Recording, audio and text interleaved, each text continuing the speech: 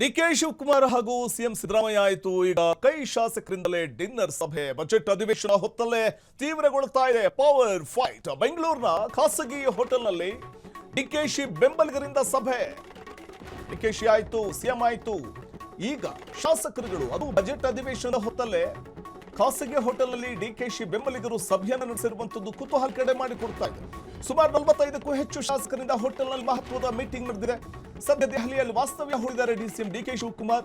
ಇದರ ಬೆನ್ನಲ್ಲೇ ಅವರ ಬೆಂಬಲಿಗರು ಹೋಟೆಲ್ನಲ್ಲಿ ಮಹತ್ವದ ಮೀಟಿಂಗ್ ನಡೆಸಿದ್ದಾರೆ. ಕುತೂಹಲ ಮೂಡಿಸ್ತಾ ಇದೆ ಡಿಕೆಶಿ ಬೆಂಬಲಿಗರ ಸ್ಟ್ಯಾಂಡ್ ಏನು, ಯಾವ ರೀತಿಯ ಸ್ಟೆಪ್ ಅನ್ನು ಇಡಬಹುದು, ಅವರ ನಡೆ ಏನಾಗಿರುತ್ತೆ, ಸಂಪುಟ ಪುನರ್ರಚನೆಯಲ್ಲಿ ತಮ್ಮನ್ನು ಪರಿಗಣಿಸಬೇಕು ಅನ್ನುವಂತಹ ಒಂದು ವಿಚಾರವಾಗಿಯೇ ಈ ಹೋಟೆಲ್ನಲ್ಲಿ ನಡೆದಂತಹ ಮೀಟಿಂಗ್ ನಲ್ಲಿ ಚರ್ಚೆ ಆಗಿರುವ ಸಾಧ್ಯತೆಗಳಿದೆ. ಸಂಪುಟ ಪುನರ್ರಚನೆಯಲ್ಲಿ ತಮ್ಮನ್ನು ಪರಿಗಣಿಸಬೇಕು ಅನ್ನುವಂಥದ್ದೇ ಈ ಸಂದರ್ಭದಲ್ಲಿ ಡಿಕೆಶಿ ಬೆಂಬಲಿಗರು ನಡೆಸಿರುವಂತಹ ಸಭೆಯ ಪ್ರಮುಖವಾದಂತಹ ಕಾರಣ ಅನ್ನುವಂಥ ಮಾತು ಕೇಳಿ ಬರ್ತಾ ಇದೆ.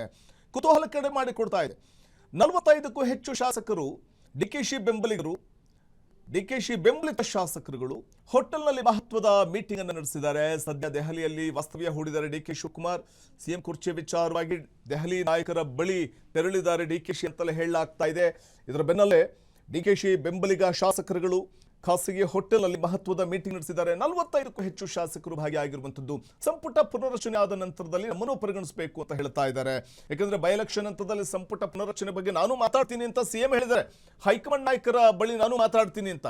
ಇದ್ರ ಬೆನ್ನಲ್ಲೇ ಡಿಕೆಶಿ ಬೆಂಬಲಿಗ ಶಾಸಕರು ಹೋಟೆಲ್ನಲ್ಲಿ ಮಹತ್ವದ ಮೀಟಿಂಗ್ ಅನ್ನು ನಡೆಸಿರುವಂತದ್ದು ಕುತೂಹಲಕ್ಕೆ ಎಡೆ ಮಾಡಿಕೊಡ್ತಾ ಇದೆ.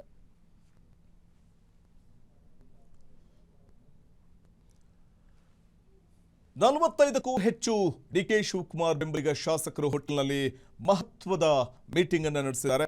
ಒಂದು ಕಡೆ ಮುಖ್ಯಮಂತ್ರಿಗಳೇ ಬಹು ಸ್ಪಷ್ಟವಾಗಿ ಹೇಳಿದ್ದಾರೆ, ಬೈ ಎಲೆಕ್ಷನ್ ಮುಗಿಲಿ, ಚುನಾವಣೆ ಮುಗಿದ ನಂತರದಲ್ಲಿ ಸಂಪುಟ ಪುನರ್ರಚನೆಯ ಕುರಿತಾಗಿ ನಾನು ಹೈಕಮಾಂಡ್ ಒಟ್ಟಿಗೆ ಮಾತಾಡ್ತೀನಿ ಅಂತ ಹೇಳಿದ್ದಾರೆ.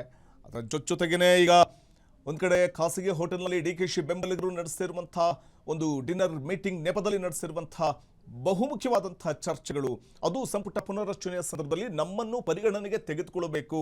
ಡಿಕೆಶಿ ಬೆಂಬಲಿಗರು ಅನ್ನುವಂಥ ಕಾರಣಕ್ಕೆ ಸೈಡ್ ಲೈನ್ ಮಾಡುವಂತಿಲ್ಲ. ನಮ್ಮನ್ನು 2-3 ಬಾರಿ ಗೆದ್ದಿರುವಂಥವ್ರು ಇದ್ದೀವಿ ನಾವು.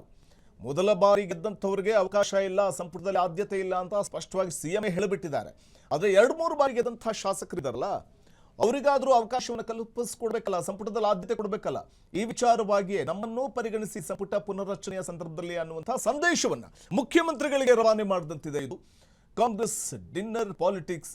ಡಿಕೆ ಶಿವಕುಮಾರ್ ನಂತರದಲ್ಲಿ ಸಿಎಂ, ಆ ಬಳಿಕ ಈಗ ಪಕ್ಷದಲ್ಲಿರುವಂತಹ ಶಾಸಕರುಗಳೇ ಮುಂದಾಗಿದ್ದಾರೆ. ಇದು ಕುತೂಹಲಕ್ಕೆ ಕಾರಣವಾಗ್ತಾ ಇದೆ. ಪವರ್ ಫೈಟ್ ಜೋರಾಗ್ತಾ ಇರುವಂಥದ್ದು ರಾಜ್ಯ ಕಾಂಗ್ರೆಸ್ನಲ್ಲಿ. ಅದರಲ್ಲೂ ಕಾಂಗ್ರೆಸ್ನಲ್ಲಿನ ಸದ್ಯದ ಬೆಳವಣಿಗೆ ನೋಡಿದ್ರೆ ಸಿಎಂ ಕುರ್ಚಿಯ ಕದನ ಒಂದ್ ಕಡೆ ಆದ್ರೆ, ಮತ್ತೊಂದು ಕಡೆ ಸಂಪುಟ ಪುನರ್ರಚನೆ ಆದ್ರೆ ನಾವು ಕೂಡ ಸಂಪುಟದಲ್ಲಿ ಅವಕಾಶವನ್ನು ಗಿಟ್ಟಿಸಿಕೊಳ್ಬೇಕು ಅನ್ನುವಂತಹ ಒಂದು ನಿಟ್ಟಿನಲ್ಲಿ ಶಾಸಕರ ಹಿಂಡೆ ಇದೆ. ಇದರ ನಡುವೆ ಡಿಕೆಶಿ ಬೆಂಬಲಿಗರು ಸಭೆಯನ್ನ ಕರೆದಿದ್ದು ಖಾಸಗಿ ಹೋಟೆಲ್ನಲ್ಲಿ ಮಹತ್ವದ ಮೀಟಿಂಗ್ ನಡೆಸಿರುವಂತದ್ದು ಕುತೂಹಲಕ್ಕೆ ಎಡೆ ಮಾಡಿಕೊಡ್ತಾ ಇದೆ. ಡಿಕೆ ಶಿವಕುಮಾರ್ ಸದ್ಯ ದೆಹಲಿಯಲ್ಲಿ ವಾಸ್ತವ್ಯ ಹೂಡಿದ್ದಾರೆ. ಆದರೆ ಬೆಂಬಲಿತ ಶಾಸಕರ ಸಭೆ ಕುತೂಹಲಕ್ಕೆ ಕಾರಣವಾಗ್ತಾ ಇದೆ. ಕಾದು ನೋಡಬೇಕು, ಸಂಪುಟ ಪುನರ್ರಚನೆಯಲ್ಲಿ ತಮ್ಮನ್ನು ಪರಿಗಣಿಸಬೇಕು ಅಂತ ಪಟ್ಟು ಹಿಡಿದಿರುವ ಅವರ ಬೇಡಿಕೆಗೆ ಮನ್ನಣೆ ಸಿಗುತ್ತಾ ಅನ್ನುವಂಥದ್ದನ್ನು.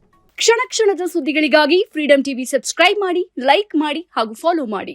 ಹೊಸ ಸುದ್ದಿಗಳ ನೋಟಿಫಿಕೇಶನ್ಗಾಗಿ ಬೆಲ್ ಐಕಾನ್ ಮೇಲೆ ಕ್ಲಿಕ್ ಮಾಡಿ.